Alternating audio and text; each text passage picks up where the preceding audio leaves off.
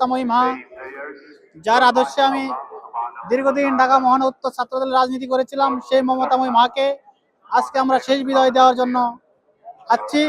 আমাদের এই মমতা মায়ের আদর্শে আমরা রাজনীতি করেছি। যখন আমরা মমতাময়ী মায়ের সাথে সাক্ষাৎ করতে গিয়েছিলাম, তখন বলেছিলেন আমাদের ছাত্র দলের ছেলেপেলেরা খুব অসহায়,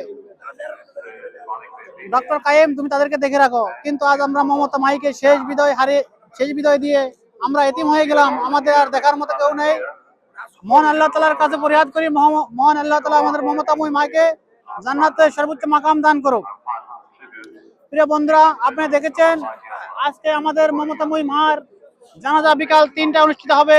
এখন 11টা, সুদূর কানায় কানায় ভর্তি হয়ে গেছে লক্ষ লক্ষ জনতা ঢল।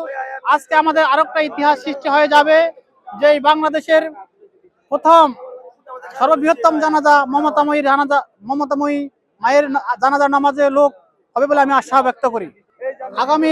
আগামীর নেতৃত্ব জনাব তারেক রহমান নেতৃত্বে বাংলাদেশ একটি শক্তিশালী দেশ হিসাবে পরিণত হবে বলে আমি আশা ব্যক্ত করি।